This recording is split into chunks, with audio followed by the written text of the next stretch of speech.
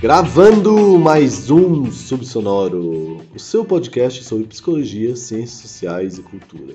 Aqui estou eu, Jean, e estou ao lado do meu companheiro de aventuras, Lucas.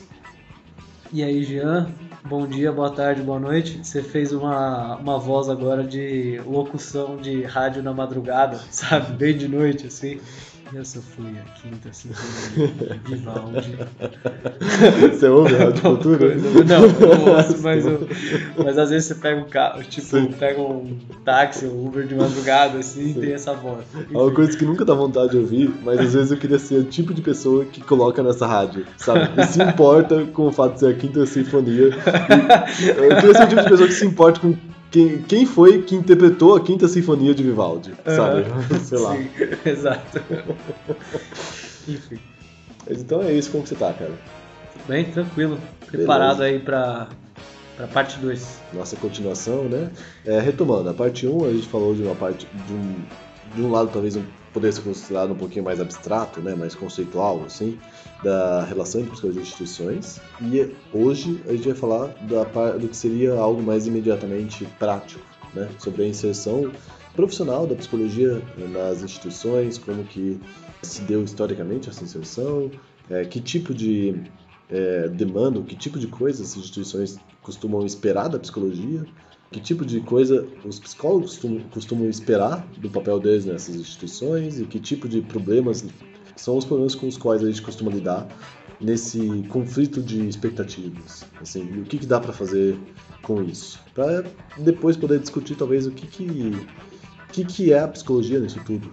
E se dá para falar, se não sobre o que as instituições são como um todo, mas horizontes aí, né? O que pode ser as instituições, se elas podem ser mais do que são atualmente, assim.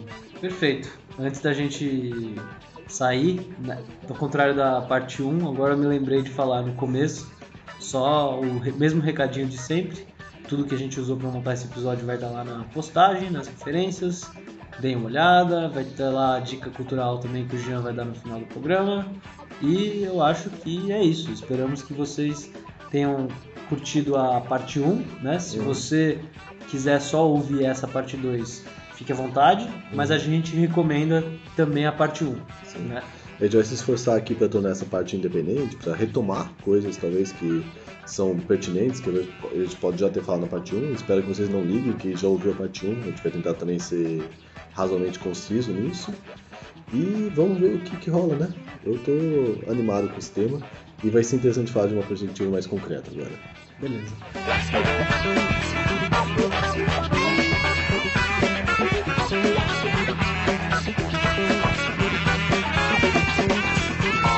Então, Lucas, a gente falou muito tempo, a gente falou bastante sobre essa área que vem a ser chamado usualmente de psicologia institucional, né? A gente falou conceitualmente sobre a história talvez acadêmica disso no Brasil e falou sobre certos problemas que podem parecer um pouco distantes da prática profissional, podem parecer perfumaria até para quem ouve. Assim, tem pessoas que são mais ligadas à prática que acabam não gostando tanto dessas discussões conceituais.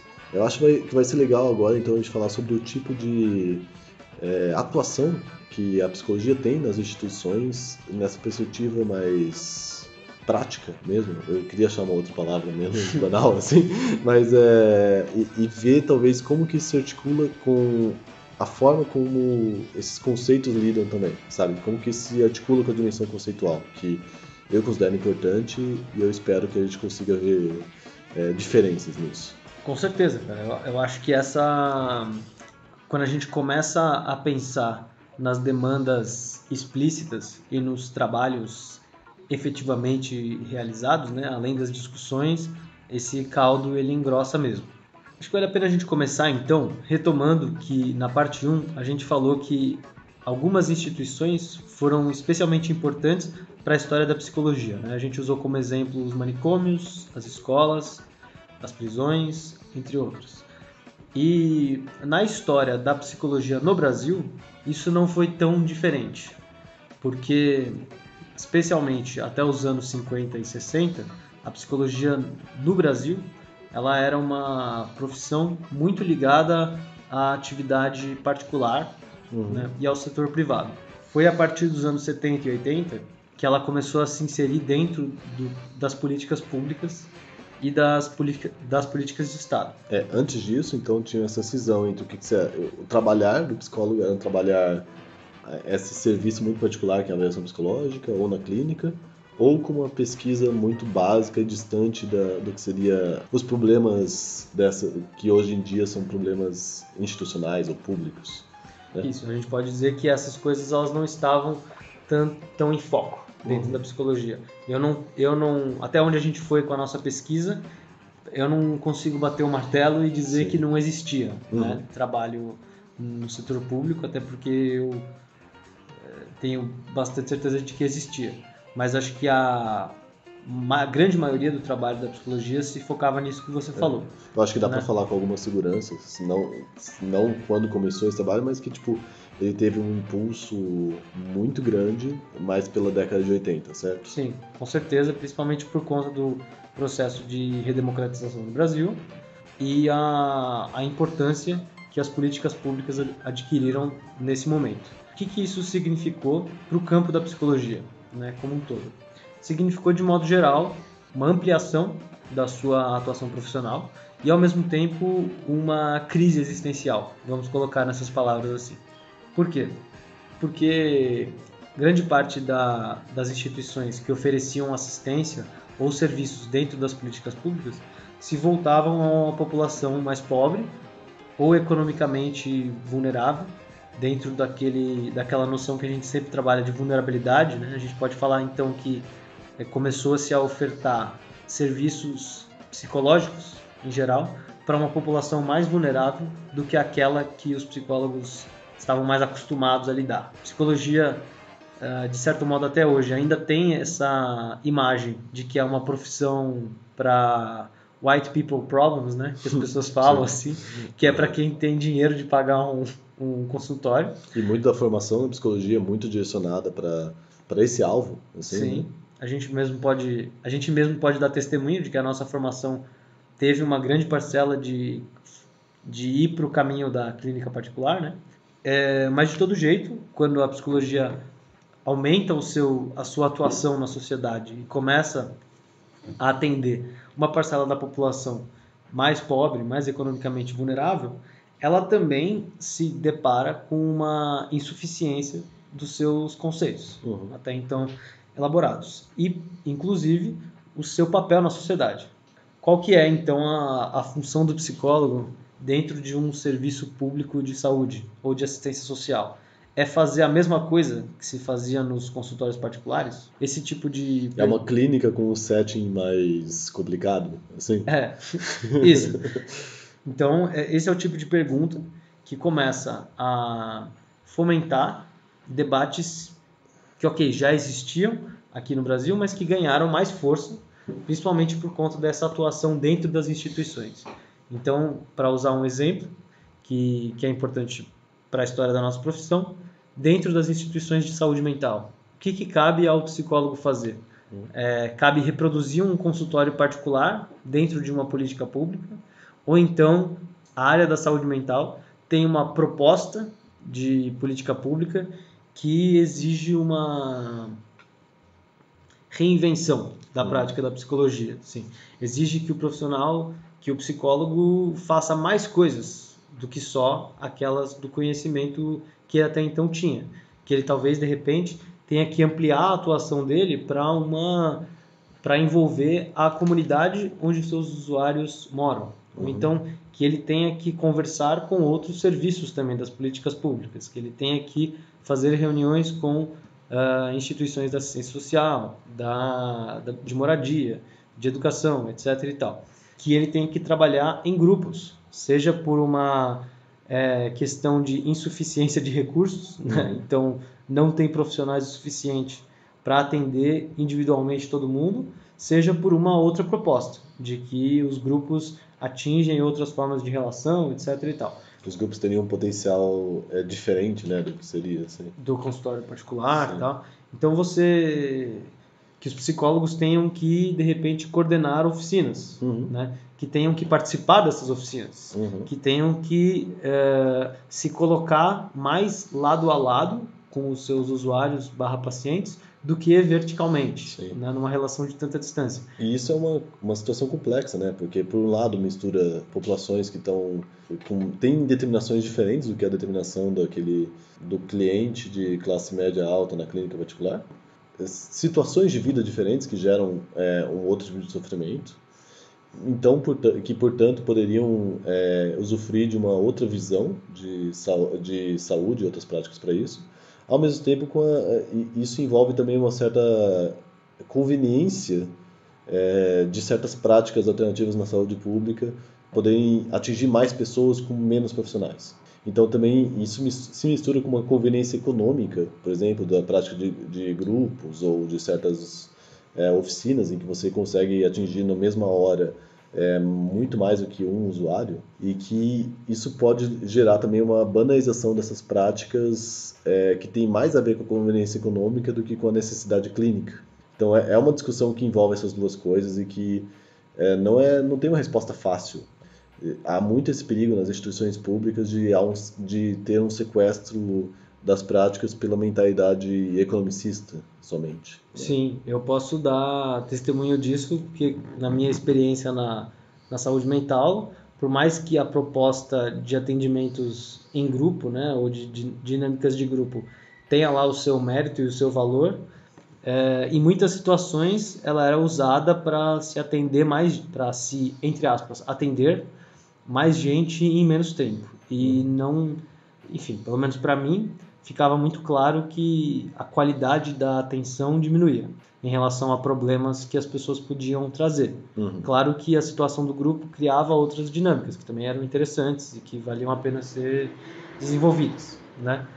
Mas acho que isso tudo faz a gente pensar que, diante de uma demanda diferente, né, as demandas da psicologia nessa ampliação da sua participação, né, do seu trabalho,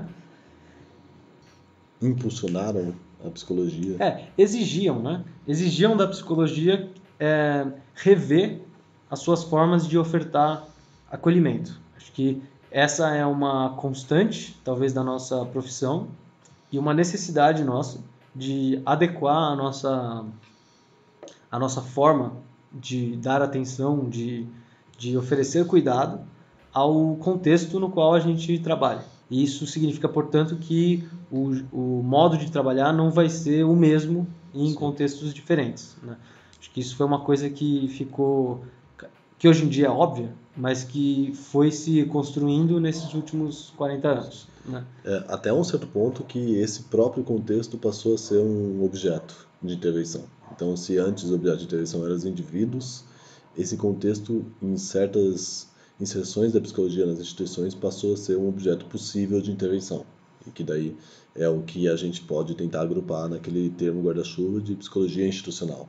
Isso. A gente disse na parte 1 que a psicologia institucional ela atuava nessa espécie de segunda camada, né? Assim, essa diferença que a gente falou de psicologia na instituição e psicologia institucional, né? O objetivo da psicologia institucional é intervir sobre a instituição, seu funcionamento, seus objetivos.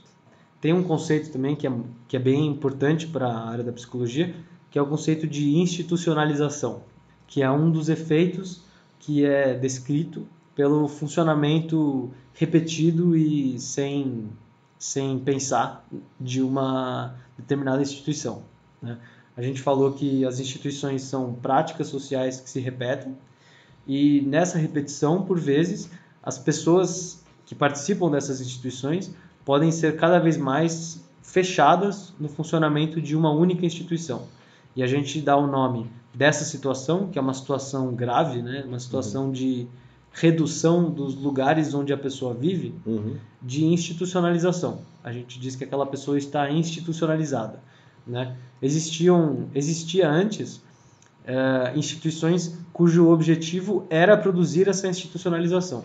Então, continuando na mesma área, né, os hospitais psiquiátricos eles tinham o objetivo declarado de institucionalizar as pessoas. E assim se acreditava, ou pelo menos o discurso explícito era esse, de que uma vez institucionalizadas, essas pessoas melhorariam. O que se observou foi que isso não é verdade, que isso não aconteceu, e que, além disso, a institucionalização ela é um processo que empobrece a vida das pessoas, né? Reduz a vida das pessoas a um cotidiano repetitivo, pouco criativo, né? Sem relações vivas, né? Sem riqueza pessoal, digamos assim. E que gera um efeito perverso de criar uma relação de dependência, né? Do institucionalizado com a instituição, né?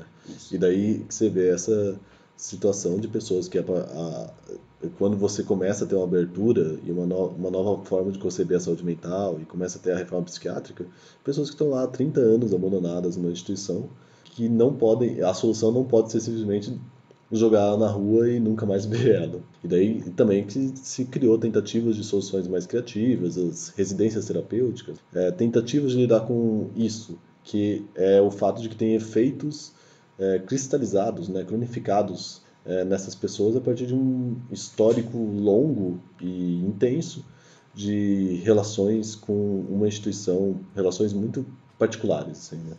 Com certeza, e esses casos que são reais, eles só mostram como o processo de institucionalização ele vai ficando cada vez mais crônico, né? E como não dá para fazer, que nem você disse, uma transição radical para fora da instituição, uma vez que você está institucionalizado, né?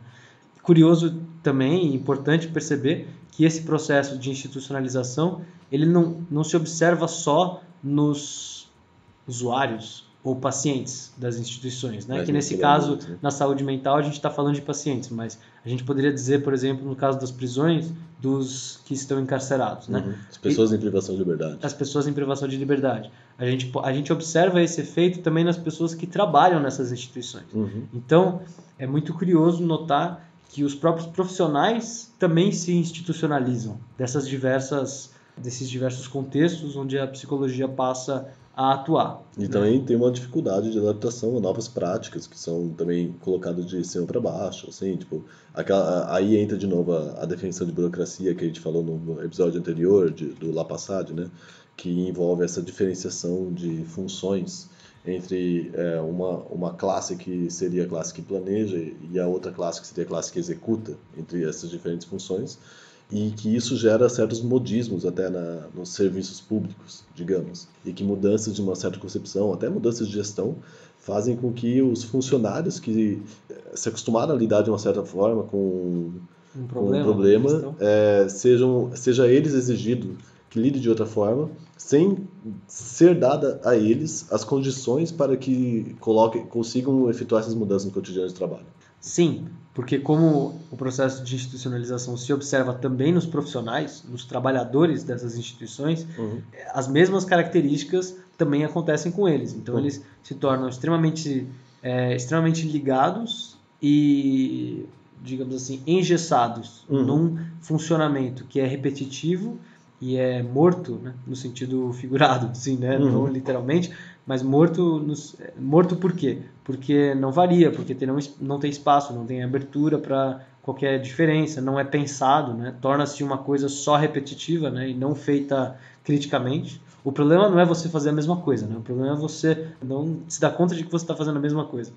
E isso é contraditório porque não é só um efeito, entre aspas, ruim, é um efeito que tem consequências positivas do ponto de vista psicológico de quem vive isso, porque de certo modo a institucionalização ela também pode conferir uma certa segurança e uma regularidade à vida de alguém. Então não é à toa que quando se propõem mudanças, né, em instituições de longa data, com grupos de trabalhadores e funcionários que estão há muito tempo fazendo a mesma coisa, observa-se uma resistência a isso, assim, um desejo de não mudar. Isso é bem comum, especialmente nessas instituições mais tradicionais, onde as coisas também...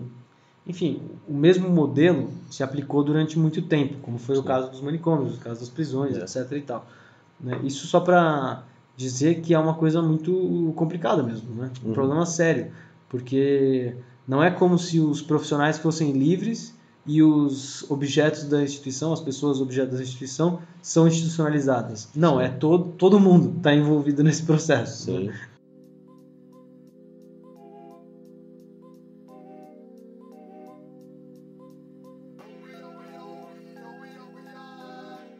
E isso também envolve a psicologia, né? Em que nós aprendemos a lidar com os problemas que nos são relegados de uma certa forma. E quando, digamos que a demanda não se encaixa no que a gente quer fazer, a gente também tende a ter, a ter uma certa dificuldade de aceitar uma demanda diferente, uma forma, ou uma dificuldade de tentar se adequar a quem demanda, assim, de tentar compreender essa outra demanda. Isso, eu acho que vale a pena explicar isso melhor, assim, tipo, como a psicologia pode participar, né, desse circuito de Sim, eu acho que vale então a pena já retomar então assim, né, que historicamente a psicologia se constituiu como uma especialização do indivíduo, né? Então o psicólogo seria aquele que intervém no indivíduo para dar uma certa previsibilidade, um controle sobre as ações individuais, ao mesmo tempo em que teria uma função de produzir uma verdade sobre quem aquele indivíduo é, que é uma verdade histórica. Tudo isso faz parte da nossa carga, da carga histórica da nossa profissão, assim, de quem é a psicologia e que ainda está hoje na nossa profissão. E que, a partir dessa inserção na rede pública, principalmente nas áreas da saúde, educação, que nem o Lucas muito bem falou, começou a gerar críticas, assim, começou a gerar uma noção de que esse lugar ele é insuficiente para lidar com os problemas que atingem e que produzem sofrimento nessas populações. Então, os psicólogos passaram a começar a ser impulsionados a pensar em formas criativas, em formas diferentes de reinventar a própria profissão. Isso gerou uma postura crítica, a postura do psicólogo crítico que vai lá nas instituições e tende a apontar como que essas instituições estão exercendo poder sobre seus usuários, ou sobre o aluno, ou sobre a pessoa em privação de liberdade, ou sobre o paciente, as instituições psiquiátricas, em que a psicologia passou a exercer esse poder, assim, de mostrar como todos os outros profissionais estão agindo errado. E passou, portanto, a ter esse poder de tratar esses outros profissionais da forma como eles tratam os seus usuários. Tudo isso para falar que a psicologia também não está fora desse circuito e que exercer uma postura crítica não é o suficiente para resolver os problemas que a gente começou a identificar na experiência com essas instituições. Perfeito. Acho que o Jean está falando é de uma reviravolta, assim, em 3 tempos. Vamos colocar assim, vai.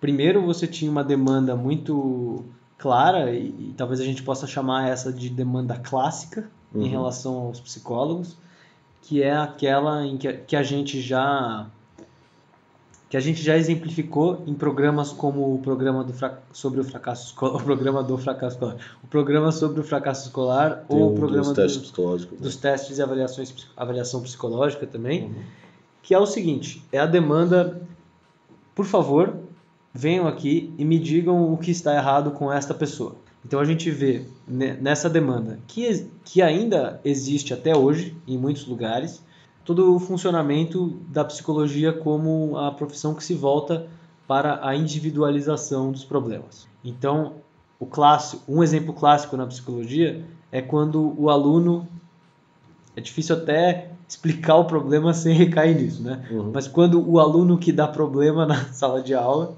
vira uma demanda para o psicólogo do tipo: venham aqui e consertem este aluno que dá problema na sala de aula. Que é algo que já na linguagem, né? Que já na linguagem contém esse diagnóstico, né? Enfim. E aí então você teria o papel do psicólogo seria como que confirmar que o problema está especificamente naquele aluno. E que não tem nada de errado na instituição. Assim. Exato, e que não no contexto institucional, que não nas relações estabelecidas na escola, tal.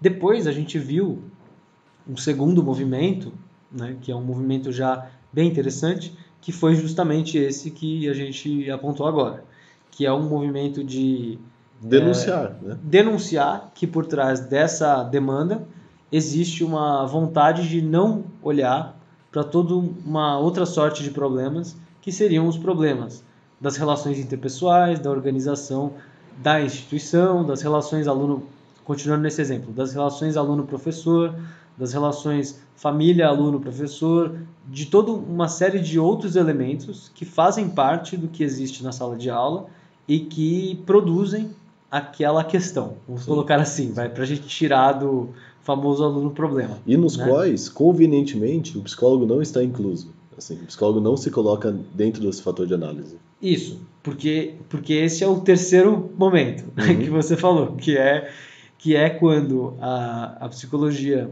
se coloca num lugar relativamente cômodo, que é de ir até uma instituição, dizer que os problemas são institucionais e é isso. Sim, como se fosse uma questão de disposição individual dos trabalhadores da instituição, assim, como se fosse só os agentes da instituição mudarem a postura deles e que tudo vai se resolver. Isso, então eu acho, né, me corrija se eu estiver errado, mas acho que isso você estava apontando exatamente isso, né? Quando você disse que nesse terceiro movimento, nessa passagem, a psicologia, o psicólogo nesse caso, acaba reproduzindo com a instituição aquilo que a instituição faz com os seus membros individuais. Sim, até te agradeço porque estava difícil de falar com clareza, mas em que isso que a gente costuma chamar de culpabilização do indivíduo, que é feito geralmente que as instituições fazem com aqueles que são os objetos de intervenção, assim, não, nas relações sociais que se dão, principalmente, né, com alunos, por exemplo, no caso da escola, passa a ser feita também da psicologia em relação a agentes dessa instituição, por exemplo, do psicólogo em relação aos professores na escola, e que você passa qual que é o problema da culpabilização do indivíduo? Falei muito rápido até, né? Qual é o problema da culpabilização do indivíduo? Culpabilização! O problema é que você pega um recorte percebido da realidade e abstrai dele, tira dele todo o resto das determinações que estão se dando sobre aquilo. Então, todas as coisas que estão em volta, todas as coisas que envolvem o contexto e todas as forças que estão se dando sobre o aluno, por exemplo, você simplesmente ignora elas e coloca aquilo como se fosse um problema interno do aluno. Quando você vai lá e fala tudo que o professor está fazendo de errado em relação aos alunos e, portanto, que isso seria a verdadeira causa do aluno estar dando problema, o que você está falando é, esse professor está dando problema na escola. O que você está falando é justamente deixar de perceber todo o conjunto de forças que está se dando sobre aquele professor, forças de exigência, forças de demanda, forças que se deram historicamente sobre a formação dele, todo um conjunto, você está ignorando todo o campo de forças que está em volta e você está culpabilizando o professor. E nisso você está sendo uma dessas forças que está se dando sobre ele, que está criando um lugar que é o lugar de professor problema, ou professor dinossauro, por exemplo, usando gírias, sabe? O professor tradicional. Ficando nesse exemplo de educação seria mais ou menos isso. E que daí, muito inspirado pela nossa participação nas aulas da Adriana, a gente mencionou ela no programa passado, a Adriana Marcondes, fica um abraço para ela de novo aí, a gente tende a ver atualmente um movimento de tentativa de inserção de psicólogos nas instituições com uma inserção implicada. O que significa implicação? Significa o psicólogo se vê como parte desse campo de forças complexo que se dá. Esse campo de determinações envolve também a participação do psicólogo. Então, quando o psicólogo vai lá e enuncia uma verdade sobre a instituição, ele não está fazendo um diagnóstico, ele está criando essa verdade à medida que enuncia essa verdade. E só esse ato discursivo já exerce também um impacto sobre a instituição. E, portanto, essa postura de implicação chama atenção para a nossa responsabilidade de como ser uma força produtiva na instituição, ser uma força que não só cristaliza lugares, mas permite quebrar essa cristalização desses lugares. Eu concordo. Bom, aqui não é uma questão de concordar, né? Mas eu acho correto esse movimento, porque, como nós falávamos antes, né? Eu vejo que um grande mérito dessa autocrítica da psicologia, se a gente pode colocar assim, é quando o psicólogo se dá conta de que ele faz parte do problema institucional que ele foi chamado para supostamente resolver de fora. Infelizmente, nós já chegamos no ponto da psicologia em que a gente desconfia do que a gente chama de lugar de especialista. O que é o lugar do especialista? É a noção de que existe um profissional que detém um saber especial que ninguém mais tem acesso e que quando a gente tiver acesso a essa sabedoria, a esse conhecimento, a essa palavra, a gente vai resolver nossos problemas. Então, qual que é a relação de posições nesse caso? A instituição espera de um profissional que diga, que nem o Jean falou, uma verdade sobre o seu funcionamento. E isso resolva a questão quase magicamente, né? Assim, quando a gente fala desse jeito, fica bem claro que tem uma expectativa meio mágica em relação a tudo isso, né?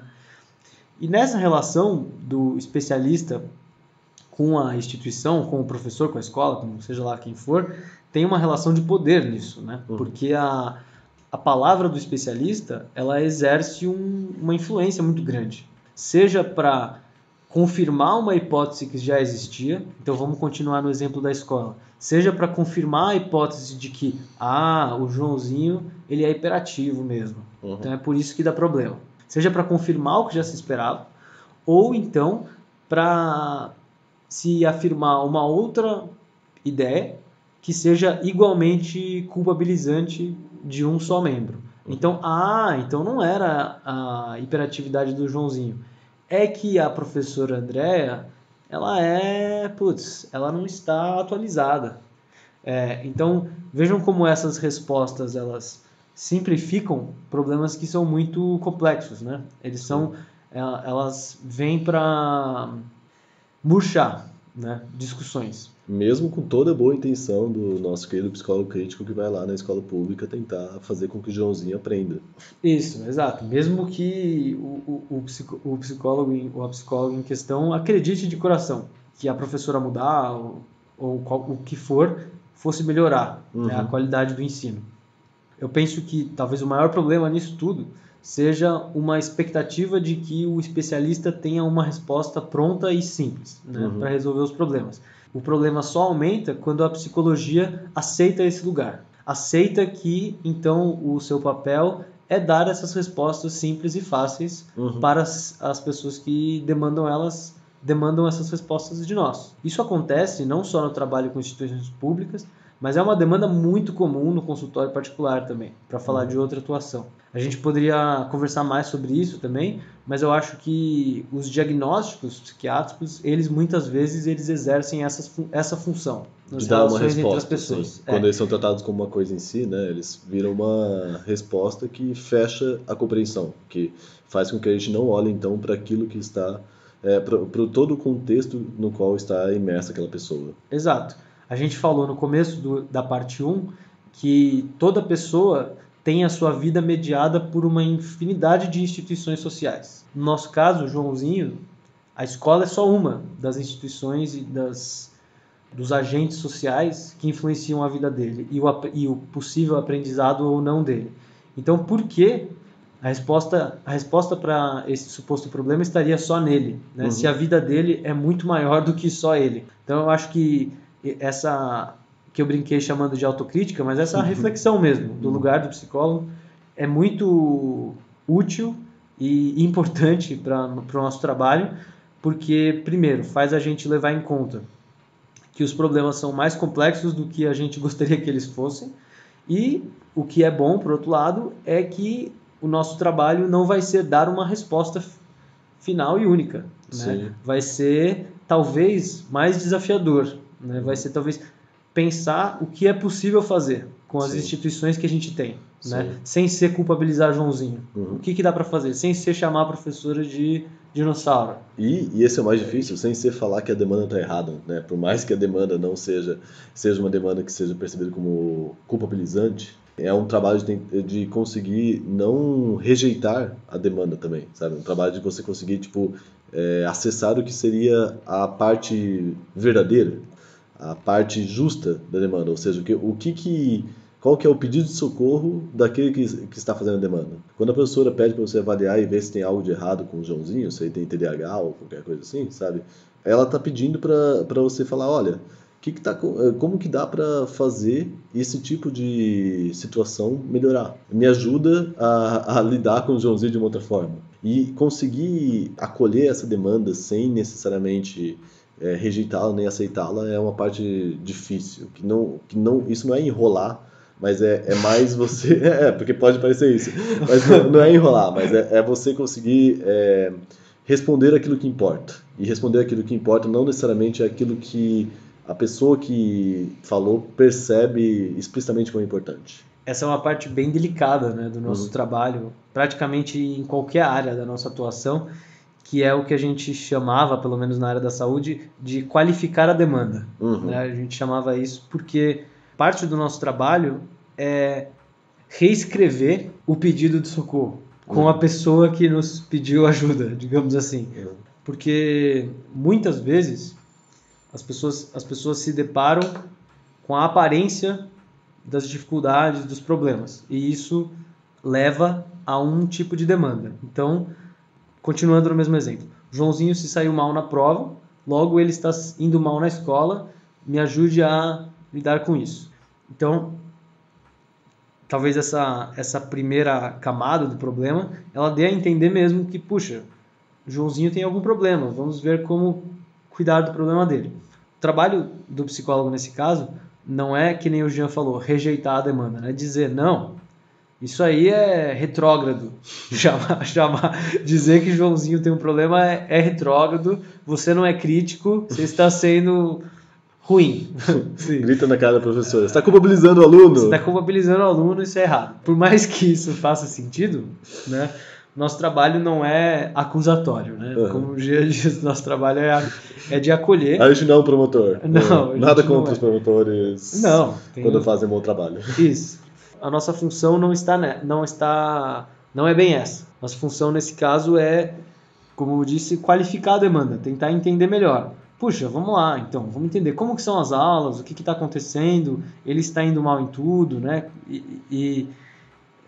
Por meio de uma investigação extensa do problema, conseguir identificar os vários pontos onde é possível atuar, sem ter esperanças idealizadas de que atuando num só ponto tudo vai se resolver, como é a forma que muitas vezes essas demandas chegam. Tem um núcleo aí que é você rejeitar a ideia de perfeição, de chegar num estado perfeito de funcionamento, assim, tanto das pessoas, profissionais, quanto das instituições, assim. Porque eu acho que por trás da postura, tanto do furor crítico do psicólogo, quanto dessas posturas de agentes institucionais que culpabilizam o indivíduo, por exemplo, há uma noção de que o conflito ou certas coisas são necessariamente indesejáveis. É difícil de falar isso com clareza, mas a primeira coisa de agir e de se implicar no contexto institucional é entender que aquilo que a gente percebe como disfunção é a coisa funcionando perfeitamente. Se tá acontecendo, é porque tem um sentido que esteja acontecendo. Tem forças que estão se dando sobre aquele fenômeno, sobre aquele acontecimento que faz com que o Joãozinho faça bagunça, e tem coisas que estão se dando naquele acontecimento que faça com que a professora não consiga lidar com o Joãozinho. E que quando você se implica, você se coloca dentro dessas forças e você deixa de ter uma postura de julgamento ou de apontar as imperfeições como se devessem ser corrigidas e passa a ter uma postura mais de procurar as potências, procurar o que dentro daquelas campo de forças pode ser feito. Então não se trata de você negar as dificuldades, não se trata de você ver as dificuldades a serem resolvidas, mas se trata de você ver as potencialidades a serem exploradas. Isso pode parecer mais linguístico ou mais perfumaria, mas não é. É no sentido de você deixar de olhar para o que seria os defeitos a serem corrigidos e passar a olhar para o que é possível ser feito dentro daquele campo de forças. E eu acho que, falando nessa expressão, né, de campo de forças, ela é uma expressão interessante porque já prepara a gente para esse jeito de perceber o que acontece, né? Já pressupondo que existem muitos fatores a se levar em conta. E, bom, se toda a situação a princípio é um campo de forças, eu acho que o trabalho em instituições, em especial, é um trabalho em que isso se mostra mais obviamente. Assim, né? Eu acho que hoje em dia nenhum psicólogo pode se dar o luxo de trabalhar numa instituição, né? Ou fazer um trabalho institucional sem levar em conta o fato de que existem muitos fatores envolvidos, muitas coisas a se considerar, né? As instituições são interessantes nesse sentido porque fazem a gente duvidar dos nossos preceitos, né? Justamente questionam mais ainda esse lugar do especialista, né? Sim. Esse lugar de quem teria uma resposta fácil para problemas como esse. Porque resposta fácil envolve você chamar as pessoas que não conseguiram lidar com aquilo de burras. Na prática é isso, assim, você está falando, é só fazer isso. Assim. Sim. E quando você se implica na realidade, você percebe que não existe resposta fácil. Assim. Se tem uma dificuldade é porque tem um contexto que cria essa dificuldade. E nisso envolve também você perceber que você também é uma dessas influências, né? Você também é um desses fatores, assim.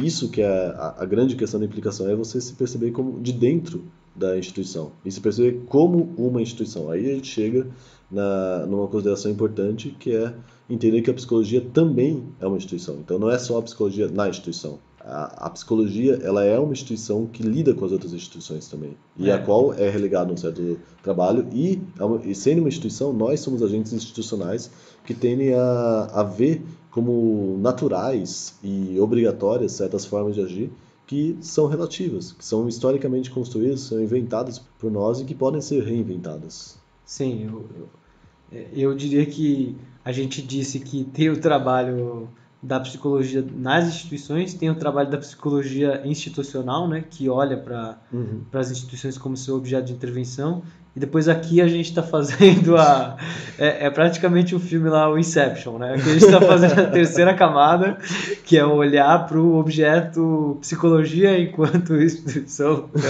sei lá, para parecer meio pedante isso e tal, mas é bem verdade, porque à medida que os psicólogos têm um padrão de atuação que se repete e se legitima conforme se repete, a psicologia se torna uma instituição. E é bem possível, então, que a gente, enquanto psicólogos, reproduza práticas, como o Jean falou, como se elas fossem sempre assim, né? Como se fosse óbvio que esse é o modo correto, o único modo possível de se atuar. E nesse sentido, a gente pode ser institucionalizado também. Por que não? Sim, e a gente né, muitas vezes. E eu acho que aí envolve a gente conseguir não olhar de uma forma maniqueísta para o que seriam essas relações de poder, esses campos de força, o que seriam as instituições. Assim, à medida que... a gente falou no programa passado um pouquinho, dá para retomar, né? Tipo, elas envolvem repetição de práticas, envolvem essa naturalização de práticas, e envolvem também possibilidade de mudança, assim. E não necessariamente aquilo que se mantém está errado em se manter. A gente pode olhar para o que seria a nossa participação nesse jogo de forças como algo que pode ser propositivo, assim, que pode ser positivo. Existem forças positivas. Eu acho que é aí que eu quero chegar, sabe? Nem toda a relação de poder não é só uma relação de dominação. Não é só você negar o outro. Não é uma violência. A liberdade também se dá pela relação de poder. Se dá por exercer, por você compreender as forças que estão influenciando e conseguir mexer nelas. Então, tudo que as forças, elas não são algo que nega o que a gente faz, mas é algo que possibilita o que a gente faz. Sim. E a psicologia pode exercer se vendo como uma dessas forças, se vendo dentro dessas forças, não se trata de só tentar chegar num estado em que não existam influências, não existam forças. Se trata de compreender como essas forças lidam e tentar intervir nelas de uma forma que produza mais democratização, assim, das relações. Perfeito. Eu acho que eu concordo com tudo que você falou. Talvez eu fosse usar palavras diferentes, mas isso não é tão importante assim. É que é muito difícil de falar sobre esse tema sem cair no abstrato, assim. Pode reformular à vontade. Sempre. Não, tranquilo. Eu acho que cada vez mais a gente está apontando, e na parte 1 a gente também, de certo modo, já caminhava nessa direção, mas aqui a gente pode falar com todas as palavras, mas dizer a importância de conseguir perceber cada vez com mais clareza quais são as influências, instituições ou forças sociais que atuam sobre nós, né? Enquanto indivíduos e também enquanto grupos. É o que a gente pode, como um primeiro movimento, fazer, né? Se dar conta de quais são as coisas que nos influenciam. Eu sinto que essa antes de uma proposição simplista ou então uma culpabilização de alguém, essa é um pouco a função da psicologia, né? E uma função que não vai se institucionalizar, né? Enquanto ela conseguir também olhar para si mesma enquanto parte disso, né? Então, se a psicologia também consegue pensar quais são as ideias, quais são as instituições, quais são os conceitos que a formam, né? Que constituem a própria psicologia, ela também se previne de todos os efeitos ruins que existem ou podem existir ao ser e se tornar uma instituição. Sim. Né? Acho que isso é uma coisa fundamental e falar é fácil, né? Mas isso demanda tempo. Sim, Né? E é uma coisa que está em construção. É até difícil de falar porque tem poucas experiências que de fato conseguiram reinventar a psicologia nesse viés. Vou dar um exemplo que eu acho genial, o que a Adriana faz, eu vou colocar o texto também nas referências. Ela tentou mudar a forma como se faz o relatório para os supervisionandos da disciplina dela. Então, como que funciona um relatório de estágio, né? A gente vai lá, como que funciona tradicionalmente, né? Os alunos vão lá, passam um tempo na instituição, tudo que percebem de errado eles anotam para ver o que dá para intervir, não sei o quê, desse lugar de fora, como especialista, né? E daí, no relatório, eles escrevem de fora, escrevem sobre a instituição, sobre os agentes, né? O que a Adriana tentou fazer como uma forma de possibilitar que a gente tenha outra forma de ver isso e de atuar com isso? Transformar esse relatório numa carta-relatório. Eu não lembro exatamente qual é o nome que ela dá para isso, mas o relatório ele passa a ser direcionado à instituição como numa forma de carta. Então o interlocutor não é mais a supervisora, nem a professora. O interlocutor são os agentes institucionais. É a diretora da escola, são as professoras, são as pessoas que fazem parte do cotidiano da instituição e pessoas que a gente quer afetar. E quando a gente fala isso com uma certa experiência até, né? Tipo, quando você tem que escrever uma coisa sabendo que as pessoas de quem você está falando vão ler, você tem uma postura completamente diferente, assim. E você ouve o feedback das pessoas, você percebe onde que você fez a pessoa se sentir julgada, tudo mais, assim. Então só essa pequena mudança de você mudar a forma como se escreve o relatório, em vez de ser um relatório sobre, ser um relatório para aquelas pessoas, assim, aquilo gera uma postura de implicação, gera uma postura de você se colocar junto com as dificuldades das pessoas, tentando se solidarizar mesmo com um cotidiano que é difícil, um cotidiano que a gente sabe que muito do que são as ideias abstratas, do que deveria ser educação, caem por terra no sucateamento e no subfinanciamento da educação pública, sabe? A gente sabe todas essas dificuldades, e daí buscar respostas criativas envolve também passar por essas dificuldades. Talvez é um pouco simplista dizer isso, né? Mas descer um pouco do pedestal, né? De um lugar muito distante e desimplicado mesmo, né? Que é um lugar que não produz muita solidariedade, né? Tende a produzir mais julgamento. Bom, e ninguém precisa. As pessoas são julgadas de graça, elas não precisam de profissional para julgar elas. É verdade, né? Pra que pagar, né? Eu não pagaria, pelo menos. Enfim, acho que ainda que a gente tenha falado, a gente falou bastante abstratamente ainda nesse programa que já dá aí 50 minutos, tá dando 50 minutos até agora, mas eu acho que a gente conseguiu falar abstratamente, pelo menos de situações que são bem práticas e que eu conheço muitos colegas de profissão que com certeza já se viram nessas situações que não são fáceis de lidar, né? São demandas muito fortes mesmo, né? Não é tranquilo tentar produzir uma coisa diferente, né, em relação a tudo isso.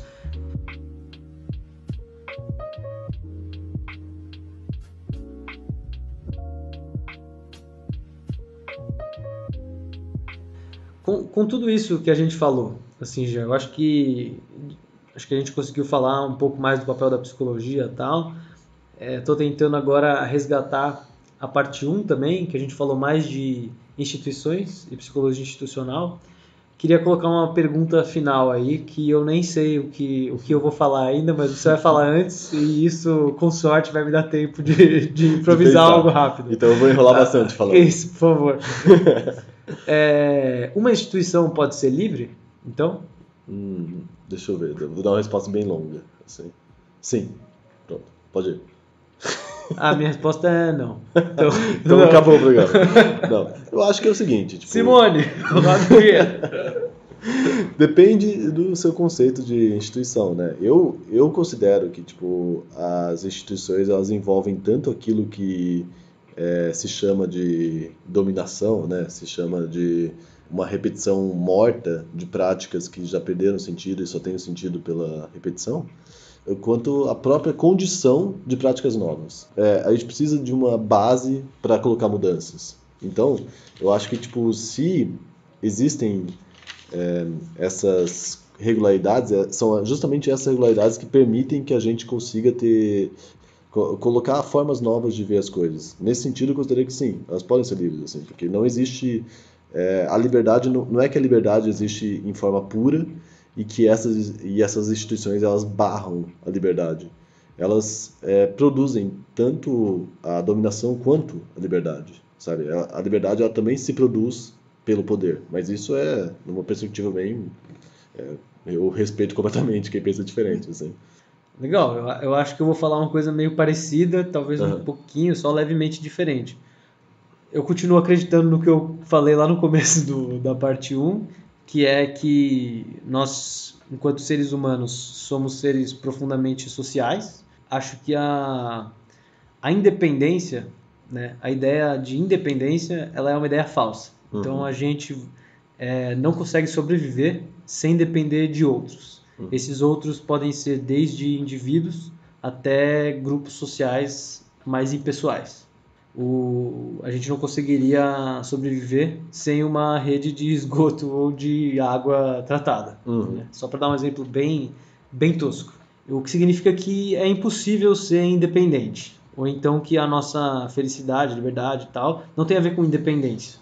Só boas dependências podem deixar a gente livre. Eu acho que é isso. Só boas dependências fomentam a liberdade. E as instituições podem ser boas dependências. Né? Elas não são necessariamente isso.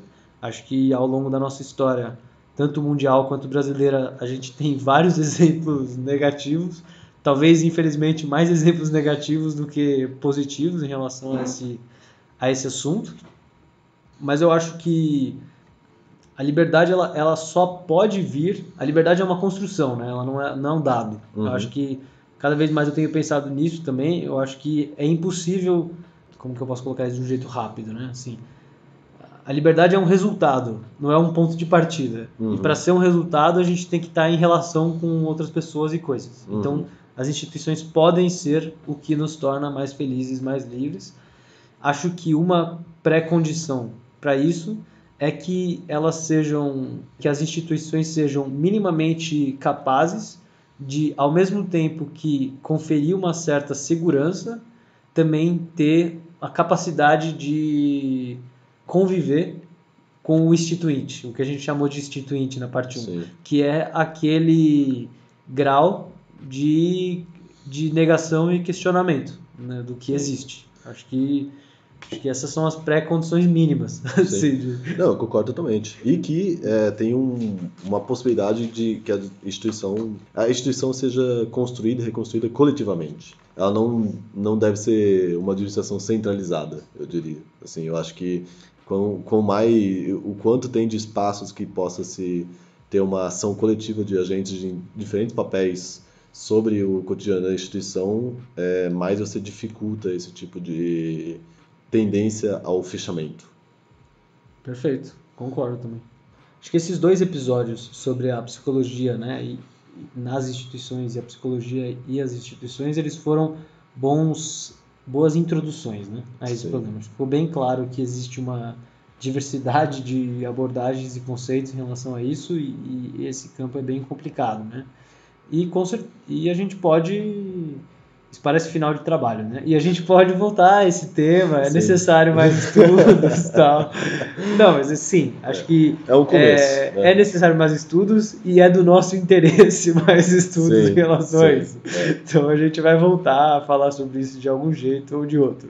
Se o que era para ser um programa mais prático ficou obscuro também, eu Da minha parte, eu peço desculpa aí para os ouvintes. É difícil. É difícil mesmo. Assim. Uhum. Mas, Esse foi o nosso primeiro mês também, desenferrujando, né? sim, sim. A gente espera que os próximos programas já tenham uma alternância maior entre o que a gente fala e o que entrevistados falam. E daí isso pode dar um frescor também para o programa. A gente está trabalhando para isso. Então, eu acho que a partir desse mês as coisas só vão melhorar. Assim, tenho otimismo para esse ano. Também acho. Boto meu voto também aí. Tá. Então, eu estou razoavelmente satisfeito.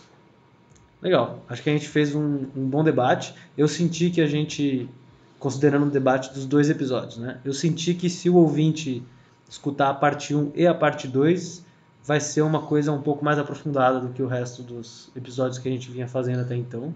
Uhum. Isso me deixa feliz, mas sempre fica aquela sensação de que, enfim, tem muito mais coisa, né?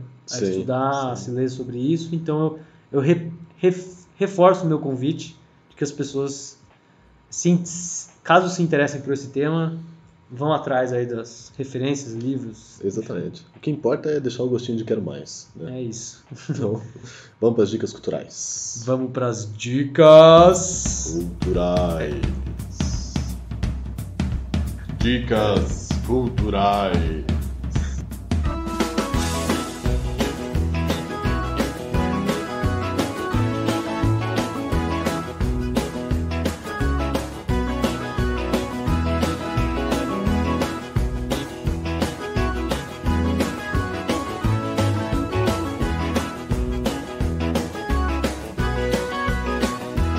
Então, Lucas, o que eu trouxe é um livro que eu já falei para você pessoalmente. Eu acho que eu posso até ter mencionado de passagem em algum momento no programa também. Eu lembro que teve um episódio que a minha dica cultural foi Estação Perdida, do China Miéville. E eu disse na época que eu estava lendo aquele livro que eu ainda não tinha terminado. Então fica aí a pergunta para quem me ouviu falar Será aquilo. que ele Será que eu terminou terminei todos esses meses depois?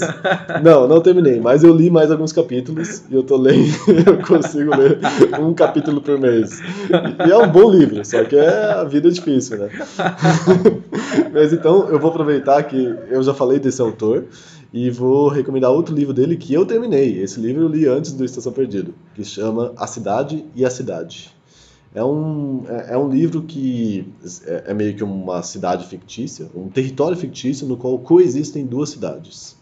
E essas duas cidades, elas não é que elas estão uma do lado da outra, elas estão uma sobreposta à outra. Daí tem toda uma organização que envolve cores que em uma cidade são proibidas e na outra são usadas, e todo um conjunto de práticas aprendidos pelas populações das cidades que é chamado de desver. As pessoas aprendem a desver as pessoas, os habitantes, os edifícios e as coisas da outra cidade, que está naquele mesmo território. Uhum. É abstrato, mas quem vocês lerem vai entender. Assim, as pessoas elas aprendem ao longo... Tem toda uma organização social que faz com que elas aprendam a ignorar, como se fosse natural, ignorar totalmente as coisas que não se encaixam naquela vida social daquela cidade. E as pessoas, inclusive, podem viajar para outra cidade. Para isso, elas têm que ir no centro, num centro de uma espécie de centro de migração, assim, que elas passam por esse centro e entram na outra cidade. Daí elas aprendem a desver a própria cidade.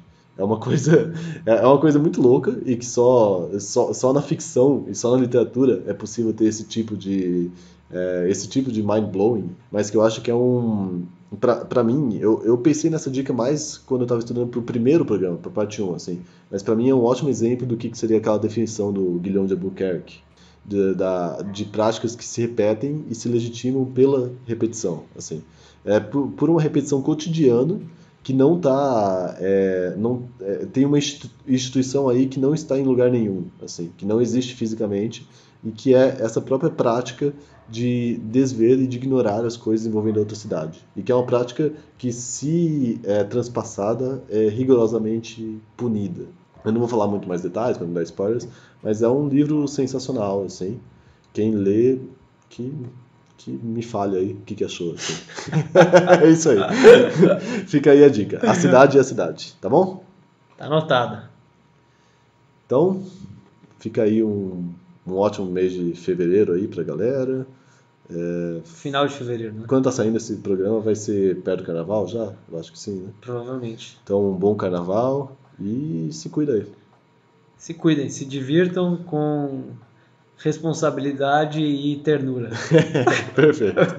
Um abraço a todo mundo aí que tá ouvindo a gente. Um abração pro Lucas, valeu aí por essa viagem louca que a gente tá fazendo todo o programa.